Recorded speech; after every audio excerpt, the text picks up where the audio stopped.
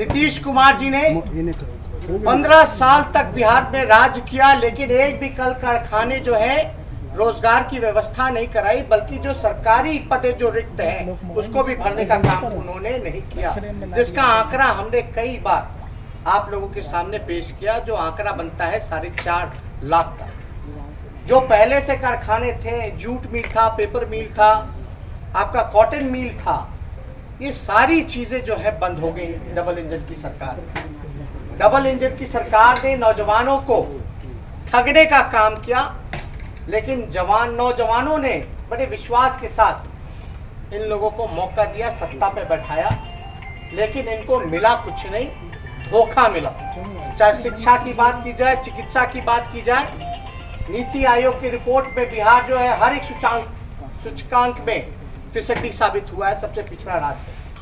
आज पलायन आप देख सकते हैं, सुप्रीम कोर्ट के ऑर्डर के बाद भी जो 40 लाख से भी ज्यादा मजदूर आए थे उनको नीतीश कुमार जी ने रोजगार नहीं दिया, कोई व्यवस्था नहीं कराई, उनको अपनी कुर्सी की चिंता रही, ना किसी नौजवानों से रूबरू हुए, ना बातें की, कोई संवाद जो है युवाओं के प्रति जो है उन्होंने नहीं बढ़ाने का काम किया। इसलिए हम कहना चाहते हैं कि नीतीश कुमार जी के शासन काल में सबसे ज्यादा अगर कोई पीड़ित है तो वो जो है बिहार का नौजवान है। और आप देखिएगा लगातार एसएससी की बहाली को लेकर के हो, परीक्षा को लेकर के हो, और जो बीपीएससी का जो आपने देखा है स्थिति कि 5-6 सालों में भी जो है प्रक्रिया जो है वो पूरी नहीं की जाती है, इससे दुखद और निंदनीय कुछ नहीं हो सकता। ग्रेजुएशन जो है 3 साल में भी पूरा नहीं हो पाता। हम लोग लगातार जो है सवाल हम लोग पूछते रहे नीतीश कुमार जी से कि आप जो है बताइए, आपने कितनी रोजगार की जो है व्यवस्था आपने कराने का काम किया, आपने कितने कारखाने लगवाने का काम किया, आपने पलायन क्यों नहीं रोका। बिहार जो है गरीबी रेखा में सबसे ज्यादा अगर कोई गरीब प्रदेश है तो बिहार है। आपने गरीबी हटाने के लिए, मिटाने के लिए आपने क्या काम किया, तो नीतीश कुमार जी का इस पे कोई जवाब नहीं मिलता है। हालांकि हम खुद नौजवान हैं, उनकी पीड़ा को, उनकी दिक्कतों को हम जानते हैं, लेकिन आप देखिएगा पढ़ाई लिखाई, रोजगार, जो बेसिक नीड्स है, डबल इंजन की सरकार कहती है कि भैया आप जो है आत्मनिर्भर बनिए। जब तक रोजगार लोगों को उपलब्ध नहीं होगा तो आत्मनिर्भर कैसे बनेंगे। ये सवाल जब पूछता है बीपीएससी से बाहर खड़ा होकर के नौजवान पूछता है, जवान जो महिलाएं पूछती हैं कि भैया नर्स की बहाली कब होगी, पदे क्यों खाली हैं, तो यही नीतीश कुमार जी उन पर डंडे बरसवाने का काम करते हैं। तो इसलिए आप जानते हैं कोरोना महामारी के बाद जो है बेरोजगारी जो है और बढ़ा है। देश का जीडीपी जो है -23 हो चुका है, नेगेटिव में चला गया है। आप अंदाजा नहीं लगा सकते कि बिहार का जीडीपी कहाँ होगा।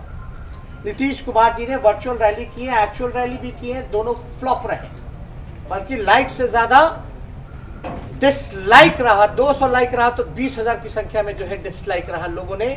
और नौजवान जो है आप जानते हैं सबसे ज्यादा जो है एक्टिव जो है वो फोन पे है, सोशल मीडिया पे है, ये उनकी राय है।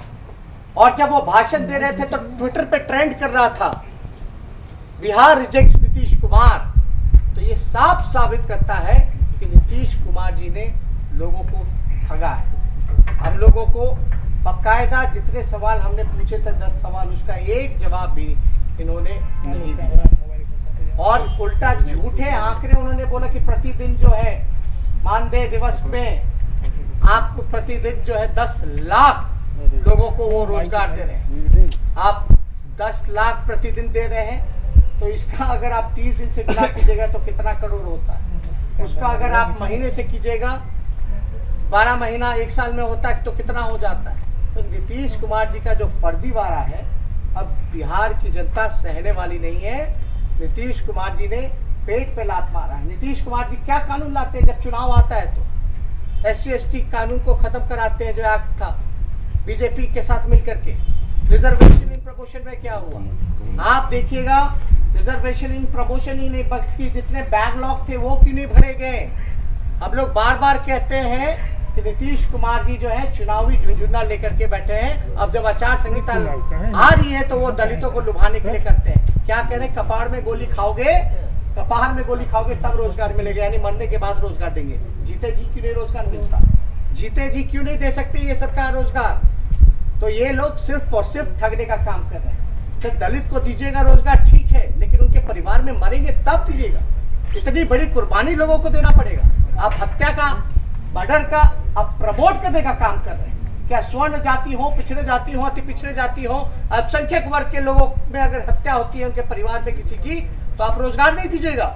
ये दोहरी नीति नीतीश कुमार जी की साफ स्पष्ट करता है कि इनको केवल और केवल जाति की राजनीति करनी है। मैं कहना नहीं चाहता, लेकिन जितनी भी बहालियां होती हैं उसमें विशेष जाति के लोगों को, विशेष क्षेत्र के लोगों को ही रोजगार मिल पाता है।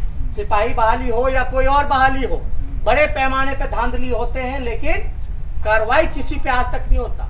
आप पूछिए आखिर इसका जिम्मेदार कौन है।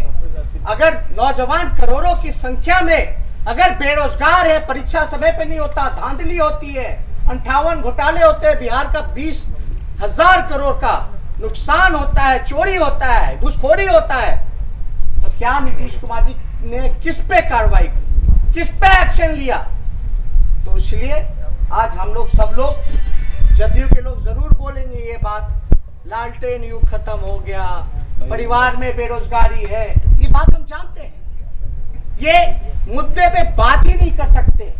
ये केवल हमारे परिवार को, पार्टी को बदनाम करना और गाली देना इनका काम है। इनकी शैली जो थी, भाषा जो थी, जो भाषण की, उसमें बदलाव हम सब लोगों ने देखा है।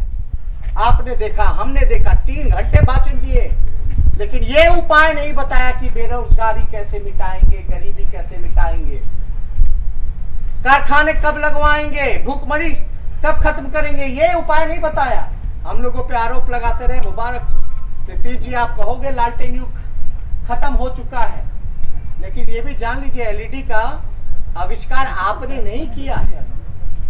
और जब लालटेन युग अगर खत्म हो गया है तो तीर का क्या काम है। अब तो मिसाइल आ चुका है, मिसाइलों से दागा जा रहा है। तो ये जो लोगों को गुमराह करने की जो ये बात करते हैं नीतीश कुमार जी, लगाएंगे आरोप, लेकिन उनको इतना कॉमन सेंस होना चाहिए। मेरा आधा उम्र है, मेरा उम्र जितना होगा उनका पूरा राजनीतिक करियर समझ लीजिए कि उतना होगा। तो अगर नीतीश कुमार जी ऐसी स्तर की बातें करेंगे तो उनको तो पता होना चाहिए कि ये जो अंधकार जो है, इसके लिए एक एलईडी बल्ब से ये अंधकार मिटने वाला नहीं, बल्कि इसके लिए आपको रोजगार का प्रकाश देना पड़ेगा।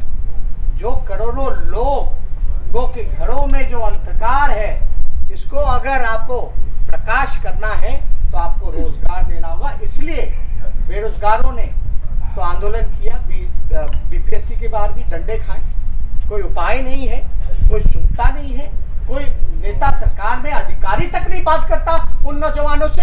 ये तो अजीब सा तानाशाह है। मुख्यमंत्री तो दूर की बात है, इनका कोई छोटा अधिकारी भी इनकी बात नहीं सुनता। आप समझ सकते हैं कि कितनी बड़ी अफसरशाही चल रही है, लोकतंत्र खतरे में है, जहां किसी की सुनवाई नहीं हो रही। इसलिए हम सब लोगों ने जो आंदोलन स्वयंसेवक संगठनों ने और बेरोजगारों ने देश भर में लिया, इसके लिए हम लोगों ने पूरी तरीके से, पार्टी ने, हम सब लोगों ने समर्थन किया। मुंबई में जो है उसमें क्या बात कर रहे हैं, कल वो छात्र फिर से बीपीएससी पर प्रदर्शन करने जा रहे हैं, तो बताओ नेता प्रतिपक्ष, क्या आप शामिल होंगे उनके प्रदर्शन में? देखिए, प्रदर्शन करने की नौबत क्यों आ रही है। अब हम जाएंगे या हम कुछ कहेंगे तो जेडीयू के लोग, बीजेपी के लोग कहेंगे कि ये हम करवा रहे हैं, राजनीति कर रहे हैं। हम तो पूरी तरीके से उनकी आवाज उठा रहे हैं, उनके संघर्षों में उनके साथ हैं। और नीतीश कुमार जी को ये बताना चाहिए कि आखिर वो आंदोलन या हड़ताल आखिर क्यों कर रहे हैं। नीतीश कुमार जी को मिलना चाहिए। हमारी सलाह है कि जितने बेरोजगार, जो भी संगठन है, इनके अधिकारी तो नहीं मिलते, कम से कम नीतीश कुमार जी को समय देकर के मिलना चाहिए और कारण बताना चाहिए कि जो भी परीक्षा होती है, एसएससी की होती है, एनटीपीसी की होती है, टीएटी की की होती है, अलग अलग परीक्षाएं जो होती है, इसमें धांधली क्यों होती है और ये समय पे क्यों नहीं होता? 14 का अनाउंस किया हुआ, अब तक इम्प्लीमेंट नहीं हुआ। तो इसलिए आप सब जितने मीडिया के लोग, portal media, main stream media, electronic media के जितने भाई यहाँ प्रिंट मीडिया के लोग आए हैं, उन सबका हम लोग जो है धन्यवाद देते हैं। और आप लोग सब लोग जानते हैं, बेरोजगारी अगर नहीं हटेगी तो आप लोगों के बेरोजगार पे खतरा होगा। आप सब लोग इस बड़ी बात को जानते हैं। देश में ऐसे भी जो है मंदी आ चुकी है। आप सब देखते होंगे कि आपके अपने क्षेत्रों में भी कितनी तंगी आ चुकी है, कितने लोग जो हैं जिनका रोजगार जो था वो छीना गया है। तो इस पे आप सब लोगों को हमारा कर्तव्य बनता था कि इस मुहिम को हम लोग और बल देने का काम करें। मुंबई में जो हो रहा है उस पर क्या कहेंगे? जो हो रहा है बॉम्बे में, उस पर क्या कहेंगे? आप सूरज को रोशनी दिखा रहे हैं, लालटेन दिखा रहे हैं। माइक को उठा के दिए तो, माइक को उठा के दिए तो। उधर है, मेरे पास नहीं है। उन लोगों का अरे यार सब जो लोग अभी परेशान है, हताश है, निराश है, उन करोड़ों लोगों का मजाक उड़ाना। क्या जेडीयू के लोगों को ये नहीं सोचना चाहिए? विधानसभा में चपरासी की नौकरी निकलती है तो एमबीए किएगा, इंजीनियरिंग किया हुआ, मेडिकल किया हुआ छात्र सब जो है पीजी किया हुआ सब अप्लाई करता है, चपरासी में भी, उसमें भी नहीं हो पाता। अच्छा, ये जो मुंबई में हो रहा है उस पर क्या कहेंगे? नीचे से बताइए।